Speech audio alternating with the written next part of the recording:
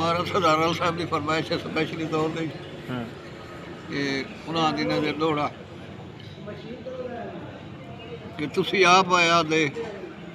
संगत दे बूटे लहू नाल पिवावणे पौंदे ने कदी जोगी बनना पाए वेंदा है कदी कान फड़वावणे पौंदे लब सी के तैब जमाने दे इल्जाम पचावणे पौंदे ने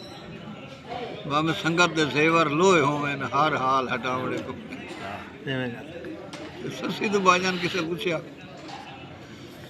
इत्थे किवें आए हयाती इस जंगल मलाज गुजारी दसेंदी कुछ टाइम ने भगई पानी विच कुछ जाई सिजणे दे ने भगई कुछ जाई सिजणे दे ने भगई कुछ ने भगई टाइम पानी विच कुछ जाई सिजणे दे ने भगई कुछ ने भगई जान सिजान दे विच कुछ हाल दसेंदे ने ते कुछ ने भगई पुनल दे खाबां विच कुछ रेत छणे दे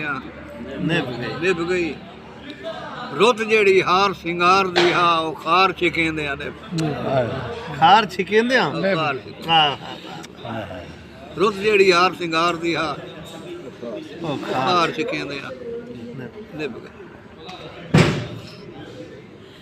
आप वाह वैला सारे जेड़ा ना जिसले कोई मार बांदा नहीं